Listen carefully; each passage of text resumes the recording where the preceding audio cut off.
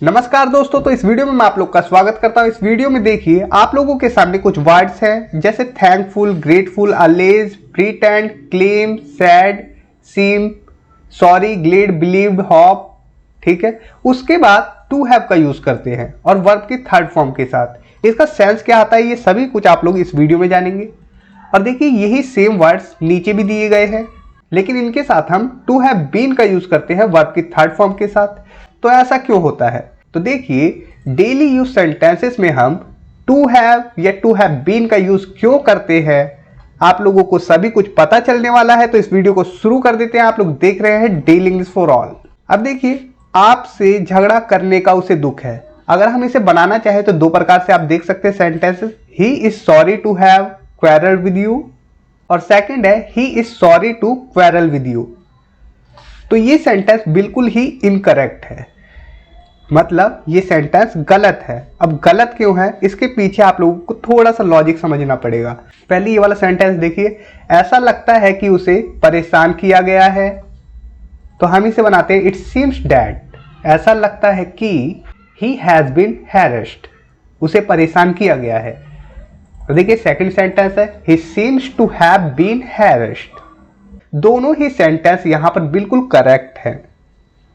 तो अब मैं आप लोग को बताने जा रहा हूं ये जो स्ट्रक्चर है, मतलब इन वर्ड्स के बाद हम टू हैव प्लस वर्ब की थर्ड फॉर्म का यूज करते हैं, इसके पीछे का लॉजिक क्या है। तो मैं आप लोगों को बताऊं ये परफेक्ट इंफिनिटिव का स्ट्रक्चर है। इस स्ट्रक्चर से ये पता चलता है कि कोई काम परफेक्ट हो चुका है, मतलब कंप्लीट हो चुका है। तो इतना आप लोगों को क्लियर हुआ।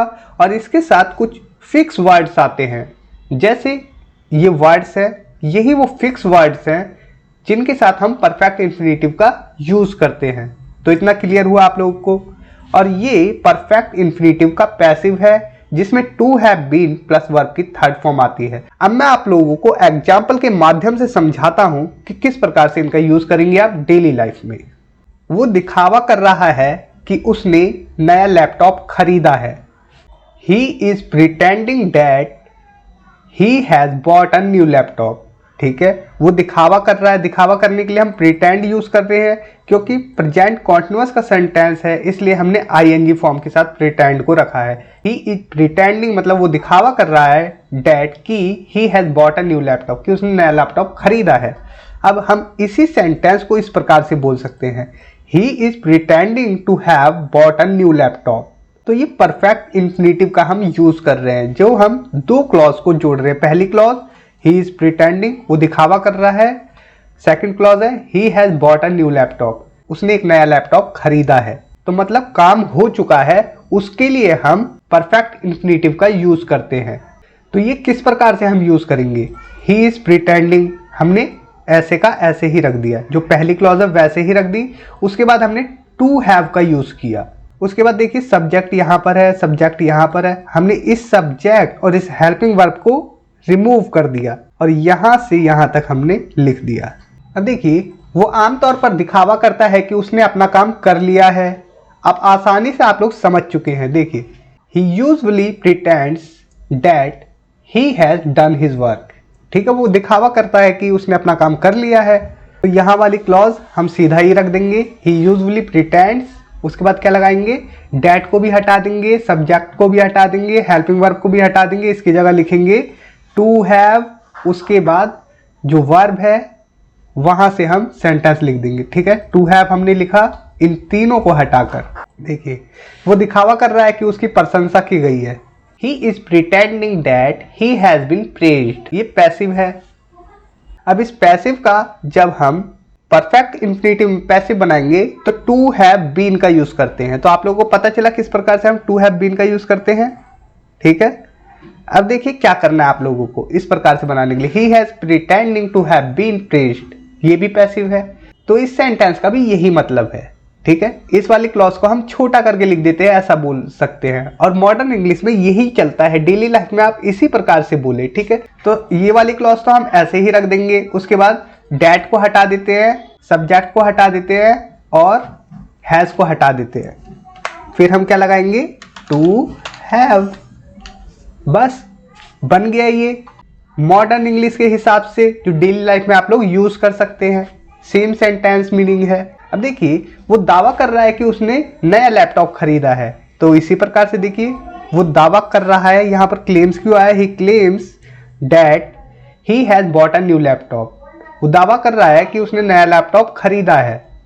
दावा करता है या दावा कर रहा है, हम क्लेम्स ही रखेंगे, ठीक है, या क्लेम ही रखेंगे किसी सब्जेक्ट के साथ। इसका हम प्रोग्रेसिव मतलब कंटिन्यूअस आईएनजी फॉर्म नहीं लगाते हैं क्लेम में। तो इतना क्लियर है। अब यहाँ पर देखिए इस वाली क्लॉज को हम ऐसे ही रखते हैं, फिर से डेट को, सब्जेक्ट को और हैज को हटाते हैं, टू हैव। बस बन गया आप लोगों का perfect infinitive. He claims to have bought a new laptop. Clear हो गया। या फिर आप लोगों को वैसे ही that he has bought a new laptop ऐसे करें, आपकी मर्जी है। तो देखिए क्लेम को हम प्रोग्रेसिव रूप में नहीं रखते हैं, जैसे claiming somebody uses it verbally, मतलब ये कुछ लोग बोलते हैं ऐसा, claiming claiming, he is claiming, who is claiming, इस प्रकार से क्लेमिंग नहीं होता कभी। क्लेम हो सकता है, क्लेम्स हो सकता है। वो दावा किया कि उसने नया लैपटॉप खरीदा, ये पास्ट की बात है, तो ही क्लेम्ड, उसने दावा किया दैट कि he had bought a new laptop, उसने नया लैपटॉप खरीदा। अब ये पास्ट की बात है, तो यहां पर ये पास्ट हो चाहे प्रेजेंट हो, हम हमेशा इस हेल्पिंग वर्ब को हटा के, इस सब्जेक्ट को हटा के टू हैव का ही यूज करेंगे। यहां पर टू हैड मत कर देना, टू के बाद हमेशा हैव ही आएगा। इतना क्लियर हुआ। तो इस सेंटेंस को बना दीजिए, ये वाली क्लॉज ऐसे ही रख देंगे, ठीक है। ही क्लेम्ड, दैट को हटाएंगे, सब्जेक्ट को हटाएंगे, हेल्पिंग वर्ब हैड को हटाएंगे और कर देंगे to have. To have bought a new laptop, आपका सेंटेंस तैयार हो गया, ठीक है। और इसे आप बोल सकते हैं कि हम दो सेंटेंसेस को कंबाइन कर रहे हैं। कैसे कर रहे हैं, पहला सेंटेंस और यहां से यहां तक ये सेकंड सेंटेंस जोड़ने का काम कर रहा है दैट, ठीक है। तो हम दो सेंटेंसेस को कंबाइन करने के लिए परफेक्ट इंफिनिटिव का यूज करते हैं। तो इतना आप लोगों को आसानी से समझ में आया बिना ग्रामर ही बताए। थोड़ा सा मैंने ग्रामर का यूज किया है। देखिए उसने दावा किया कि उसने मैच जीत लिया, he claimed that he had won the match, तो उसने मैच जीतने का दावा किया है। He claimed to have won the match, यहां पर किया है अच्छा नहीं लग रहा, किया, क्योंकि ये पास्ट का सेंटेंस है। अब देखिए उसने दावा किया कि उसने आपसे बात की है, he claimed to have talked to you। अब इसे बड़ा बनाना है, दो क्लॉज में बांटना है, तो आप लोग इस प्रकार से बांटते हैं। ये तो छोटा है जो कि मॉडर्न इंग्लिश में चलता है, जो आप लोग डेली लाइफ में बोल सकते हैं, या फिर इस प्रकार से बोले तो इसमें भी कोई दिक्कत नहीं है। जैसे he claimed, that कर दीजिए, दो क्लॉज बनाइए, he has talked to you, बस बड़ा बन गया। अब इस प्रकार से बोले he claimed that he has talked to you, उसने दावा किया कि उसने आपसे बात की है। दोनों का मीनिंग सेम रहेगा। यहां पर दो क्लॉजेज हैं जिन्हें आप कंबाइन करके एक सिंपल सेंटेंस बना रहे हैं परफेक्ट इंफिनिटिव का यूज करते हुए। वो दावा करता है कि उसे स्कूल में धमकाया गया है, तो he claims that he has been bullied at school, ये पैसिव है, has been का यूज किया हमने। या फिर इस that को और सब्जेक्ट को और इसे हटाइए, यहां पर to have बन गया परफेक्ट इंफिनिटिव, ठीक है, वो भी पैसिव में। कहा जाता है के लिए हम said का यूज करते हैं। कहा जाता है कि उसने नया लैपटॉप खरीदा है, इट इज सैड। कहा जाता है कि that he has bought a new laptop, ये कॉम्प्लेक्स सेंटेंस है, मतलब कि इसमें दो क्लॉज है। देखिए पहली क्लॉज ये है और सेकंड क्लॉज ये है, मतलब एक एक सेंटेंस है। इन दोनों को कंबाइन कर देते हैं तो आप लोगों के सामने ये निकल के आता है, he is said to have bought a new laptop। बहुत ही सिंपल है, आप लोगों ने आसानी से that को हटाया, सब्जेक्ट को हटाया, हैज को हटाया और यहां पर सीधा आपने लगा दिया to have। It is said to have bought a new laptop, कहा जाता है कि उसने नया लैपटॉप खरीदा है। अब देखिए सब्जेक्ट, उसके बाद be form of the verb उसके बाद हम सैड लगाते हैं। Be form of the verb क्या होती है? Is, am, are, was verb को be form of the verb कहते हैं। जैसे मैं आपको दिखाता हूं इज, देखिए, इट इज सेड दैट, कहा जाता है कि he has fought with you, कि वह तुमसे लड़ा है। आप इसे बना सकते हैं, he is said to have fought with you. ऐसा कहा जाता है कि स्कूल में उसे धमकाया गया है। It is said that he has been bullied at school, passive है, तो आप इसे बना देंगे he is said to have been bullied at school, ये भी पैसिव बन गया परफेक्ट इंफिनिटिव का। ऐसा लगता है कि उसने आपसे बात की है। It seems that she has talk to you, तो लगता है उसने तुमसे बात की है, या उसे देखकर ऐसा लगता है कि उसने तुमसे बात की है। एक ही बात है, she seems to have talk to you. ठीक है, आप इस प्रकार से बना सकते हैं।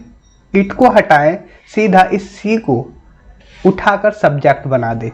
तुम्हें देखकर ऐसा लगता है कि तुमने कमरा साफ कर दिया है, या फिर लगता है आपने कमरा साफ कर दिया है, दोनों मतलब एक ही है। You seem to have clean the room, देखिए आप इस प्रकार से बना सकते हैं। इट सीम्स, ऐसा लगता है, डैट, की, इस प्रकार से बनाए, इट का यूज करें, उसके बाद सीम्स लगा सकते हैं। ऐसा लगता है, अगर पास्ट की बात है तो इसे सीम्ड कर दे। ठीक है, सेकंड फॉर्म, इट सीम्ड, ऐसा लगता था, ठीक, ऐसा लगा, इस प्रकार से। या फिर आप सब्जेक्ट को रख कर सीधा सीम टू हैव इस प्रकार से बोल सकते हैं। और पास्ट की बात है, सीम्ड टू हैव, यहां पर अगर पास्ट की बोले कि ऐसा लगा कि आपने सब कमरा साफ किया है, तो इतना क्लियर हो गया। ऐसा लगता है कि उसे परेशान किया गया है, तो हम बना सकते हैं it seems that he has been harassed, passive है। हम सब्जेक्ट को सीधा रख देते हैं, he seems to have been harassed, ये पैसिव बन गया। ऐसा लगता है कि उसे इनाम दिया गया है, इस स्ट्रक्चर का यूज करें, it seems that he has been rewarded, passive का, या फिर he seems to have been rewarded. अब आप ये कैसे पहचानेंगे पैसिव पैसिव? देखिए, ऐसा लगता है कि उसे इनाम दिया गया है, ठीक है, उसे इनाम दिया गया है, लेकिन दे कौन रहा है इसके बारे में जानकारी नहीं है, तभी ये पैसिव होता है। जब हमें उसका ना पता हो जो कोई काम करने वाला है। इनाम दिया गया, जिसे दिया गया वो तो कुछ कर नहीं रहा, उसे इनाम दिया गया, तो जो दे रहा था उसका ही नहीं पता। जब जो काम करे उसका ना पता हो तो उसे पैसिव समझा जाता है। ठीक है, इतना क्लियर है। वो खुश है क्योंकि उसका वेतन मिल गया है, ही इज हैप्पी, या फिर ग्लैड का यूज करें, because he has received his salary. हम इसे बना सकते हैं अपनी सैलरी पाकर वो खुश है, यही ना सेंस है। तो ही इज प्लेज्ड या फिर relieved to have receive his salary, he is happy to get his salary. ये सिंपल इंफिनिटिव है, इसका यूज नहीं करना चाहिए, क्योंकि वो खुश क्यों है? सैलरी पाकर, सैलरी उसे पहले मिल चुकी है इसलिए। जबकि सिंपल इंफिनिटिव से पता चलता है कि कोई काम बाकी है। पुरस्कार पाकर मैं खुश हूं, I am glad to have been rewarded. आपसे झगड़ा करने का उसे दुख है, ये मैंने स्टार्टिंग में दिखाया था क्वेश्चन, देखिए, he is sorry to have quarrelled with you, झगड़ने का काम हो चुका है क्योंकि परफेक्ट इंफिनिटिव है। और he is sorry to quarrel with you मतलब झगड़ने का काम अभी बाकी है। तो कौन सा सही है? वो दुखी क्यों है, ठीक है, या उसे दुख क्यों है? यहां पर देखिए, उसे दुख है, क्यों दुख है? क्योंकि झगड़ने का काम हो गया तभी तो वो दुखी है। He is sorry to have quarrelled with you, जो कि काम परफेक्ट हो चुका है, काम हो चुका है, परफेक्ट इंफिनिटिव का यूज करते हैं। यहां पर हम टू हैव का यूज कर रहे हैं जो कि परफेक्ट इंफिनिटिव है, जो कि बताता है कि कोई काम हो चुका है, उसकी वजह से हम खुश है, दुखी है, प्रसन्न है या लगता है, इस प्रकार के सेंटेंसेस बनते हैं। लेकिन अब अगर हम सिंपल इंफिनिटिव की बात करें, जो जैसे ये है टू इंफिनिटिव की, टू क्वेरल विद यू, इसका मतलब कि अभी कोई काम बाकी है। जैसे कि बोलते हैं हम, I am to do this work, मुझे ये काम करना है, तो काम करना अभी बाकी है, इस प्रकार से। पर स्पोकन में चलता है, बहुत से लोग इसका यूज करते हैं जो कि सही नहीं होता। देखिए, मुझे दुख है कि मुझे पार्टी में नहीं बुलाया गया है, I am sorry to have been invited to the party, passive है। ऐसा माना जाता है कि उसने नई कार खरीदी है, तो माना जाता है हम बिलीव का यूज करते हैं, it is believe that he has bought a new car. इसी सेंटेंस को बना सकते हैं, he is believe to have bought a new car. ऐसा माना जाता है कि उसे इनाम दिया गया है। It is believe that he has been rewarded, passive है। और he is believed to have been rewarded. I hope to have bought a new laptop after 4 months. मतलब मुझे उम्मीद है कि मैंने 4 महीने बाद एक नया लैपटॉप खरीद चुका हूँ। मैं मतलब कि नया लैपटॉप 4 महीने बाद खरीद चुका हूँ, तो ऐसी आशा है। I hope to have been rewarded. मुझे आशा है या उम्मीद है कि पुरस्कृत किया जाएगा मुझे। तो दोस्तों इस वीडियो में इतना ही। उम्मीद करता हूं ये वीडियो आप लोगों के लिए काफी हेल्पफुल होगी। आप लोगों ने ज्यादा होगा टू हैव या टू हैव बीन का यूज किस प्रकार से हम करते हैं किसी भी प्रकार के सेंटेंसेस को बनाने के लिए, टू हैव या टू हैव बीन का यूज अच्छे से आज आप लोगों को क्लियर हो गया होगा। साथ ही साथ आप लोगों को पता चला होगा परफेक्ट इंफिनिटिव के बारे में। तो इस वीडियो में इतना ही, मिलते हैं नेक्स्ट वीडियो में। Bye bye.